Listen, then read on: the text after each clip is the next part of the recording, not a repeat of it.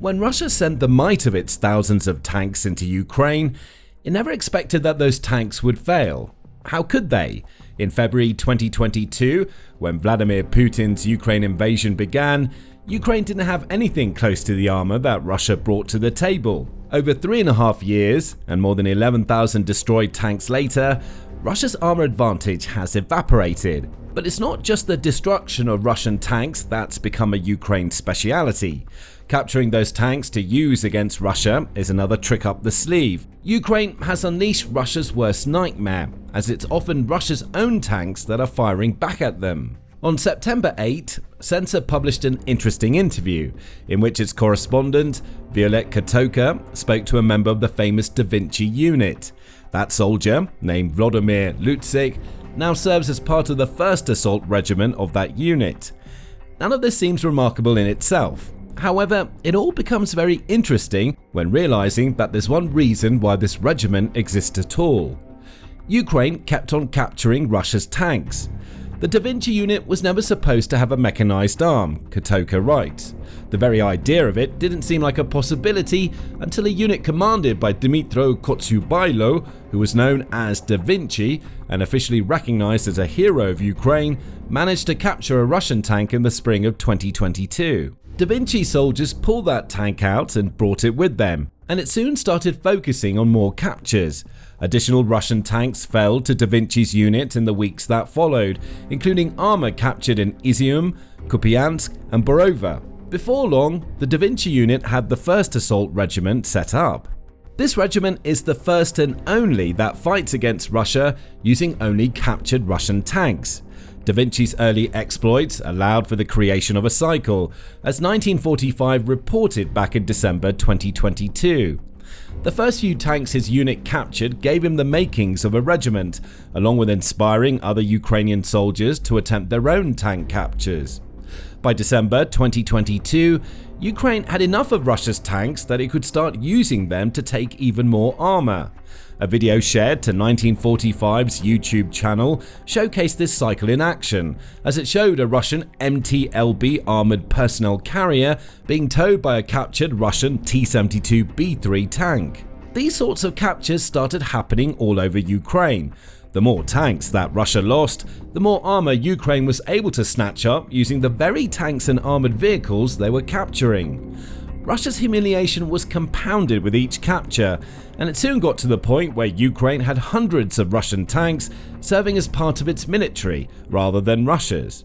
By September 2023, Radio Free Europe, Radio Liberty, was reporting that Ukraine had captured an estimated 500 Russian tanks that had since turned against their owners. That number is remarkable given the fact that Ukraine only had between 800 and 900 tanks before Putin invaded. That means Ukraine's remarkable capture and reuse strategy helped it to bolster its tank supply by over 50% about a year and a half into the war. Better yet, most of the tanks Ukraine was capturing were older Soviet-era varieties, such as T-72 and T-64 variants. So, Ukraine wasn't just getting its hands on tanks, it was capturing tanks with which it was familiar, as these were the very types of tanks that it had in its own stockpiles. But back to Katoka's interview with Lutzik and the first tank capture that started it all. Lutzik says that he was involved in that first tank capture, having been accepted into the Da Vinci unit, in part because he loves military hardware. Lutzik says that everyone who's ever served with him knows that he has a special love for vehicles, stemming back to his childhood when he used to take motorcycles apart and put them back together again.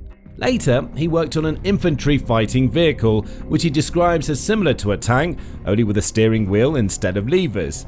And it was thanks to this equipment acumen that he became part of the Da Vinci unit. One day, he says, another Da Vinci member he names as Yurko Kaputsa ran up to him to ask a question. "The Russians have pulled back, there's equipment, but nobody has cleared the area yet. Are you ready to go retrieve a tank?" Lutzik says he was always ready for something like that, so he headed out to collect what he says he believed would be a trophy. A winch was provided, and the unit managed to pull the abandoned Russian tank out of a crossing. Once they had the tank on even ground, the soldiers made a discovery. But Kaputsa and I managed to start up the tank, and it drove under its own power all the way to Bakhmut. It even had its ammunition load. The vehicle was fully stocked, Lutzik said. The idea began to form. Russia wasn't just abandoning tanks that Ukraine had fully disabled using mines and other weapons. So terrified were they of Ukraine's counterattacks that Russia's tank operators were leaving behind working tanks. This sort of abandonment was a problem for Russia from the very beginning of the war, with the Independent reporting back in April 2022 that images of abandoned supply trucks and other equipment were becoming commonplace. So the idea was formed: if Russia isn't going to be using these tanks, Ukraine may as well take advantage of the gifts that Putin's troops were leaving behind. The first order of business, Lutzik says, was to return to the crossing where Russia had left the captured tank behind. After that, the idea came up to push further, to see what else was left at the crossing and whether anything else could be recovered and put to use. So we went, and sure enough, there was a lot of abandoned equipment. Some vehicles couldn't move, others were completely wrecked or too heavily damaged to make recovery worthwhile, he tells Katoka. The Da Vinci unit replaced batteries and tinkered away at the damaged equipment, all as quietly as they possibly could. By the end of their mission, Lutzik and Kaputsa rolled out with 2 infantry fighting vehicles, or IFVs, to go along with the tank that they'd captured. Those IFVs were later used to train Ukrainian soldiers on how to operate future vehicles that Ukraine captured. As for Lutzik, the capture of the tank and 2 IFVs cemented his status in the Da Vinci unit. He became an official member and started collecting tanks wherever he could, including the 3 mentioned earlier in the video. Soon, Lutzik and his fellow tank reclaimers started building a reputation among the Russian soldiers. Russia knew that its tanks were getting reclaimed and then used against it. So, Russia started doing something that it often does when it knows that it's going to be withdrawing from a location: set booby traps. In the other tank, we found a grenade without a pin stuffed under the driver's seat, Lutzik says. If we had lifted the seat, it would have exploded. Luckily, we spotted that gift. By then, we already knew to look for such surprises. They left them in the vehicles at Bilohorivka too. Ukraine soldiers were learning as they went, but Russia has already shown time and time again that it's willing to leave little surprises for Ukraine. Liber Institute West Point highlighted this devastating and often needlessly callous strategy that Russia has been deploying since the beginning of the war. In April 2022, it wrote about how Ukraine's emergency services had revealed that they discovered a staggering 1,500 explosives hidden in a small village named Dmitrivka, all left behind by withdrawing Russian soldiers to kill anybody who entered the settlement. In Bucha, where Russian soldiers were responsible for what is still the worst massacre of civilians seen in Ukraine, those who liberated the city were forced to use cables to drag dead bodies out of the streets for fear that Russia had booby-trapped those bodies with grenades. At least in Bucha's case, Ukraine has achieved some measure of revenge. It recently took out a base deep inside Russia that was home to members of the unit that became known as the Butchers of Bucha. Check out our video to learn more about this bloody Ukrainian revenge strike.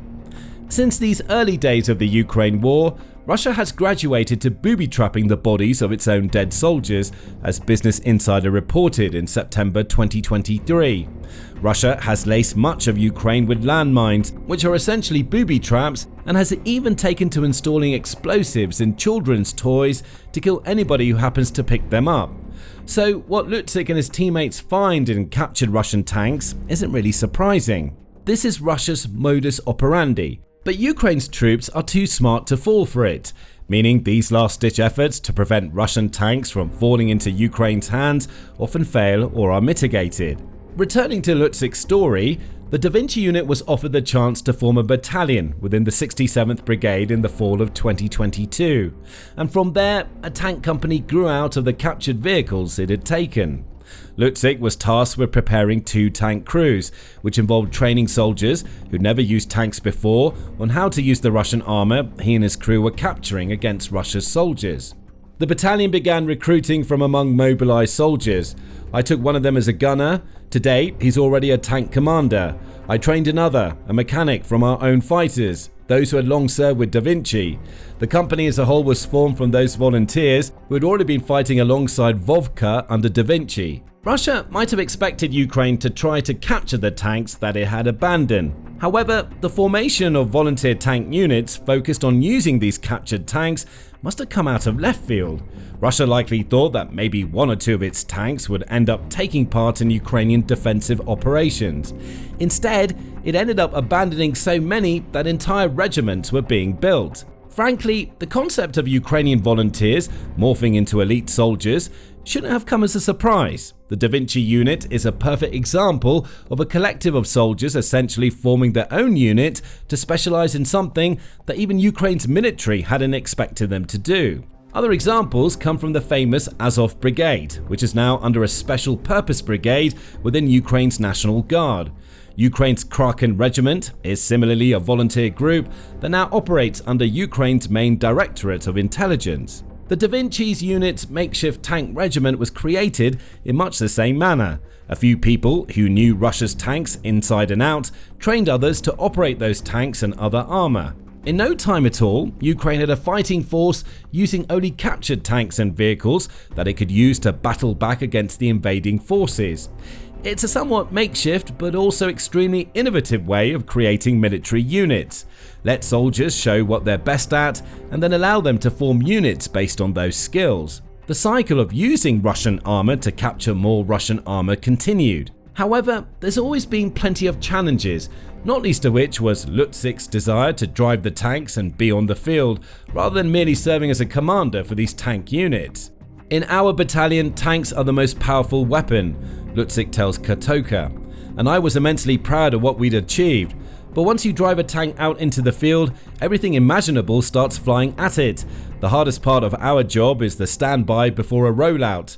Once you move, that's it, you work. My commanders regularly scolded me, still do, for personally taking the tanks out. Lutsik also reveals how Ukraine is using the tanks it captures. They're more than just machines that can be used to tow other abandoned vehicles to safety.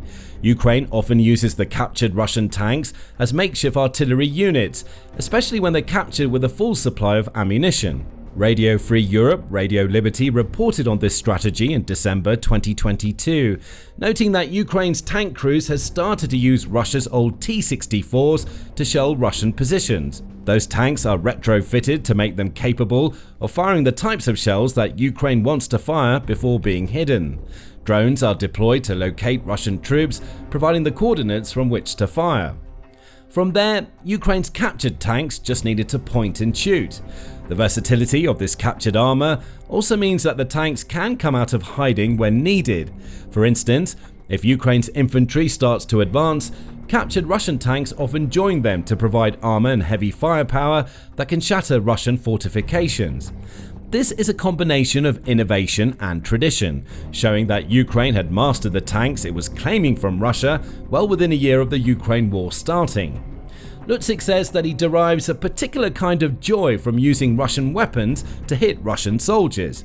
When asked what combat tasks he carries out, he says, "It depended on what we were assigned. We fired from closed firing positions like artillery.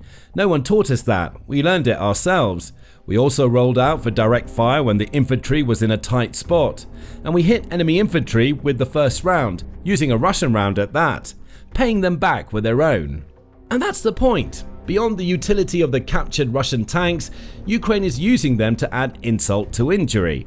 Russia isn't just losing these tanks so that Ukraine can parade them around as trophies.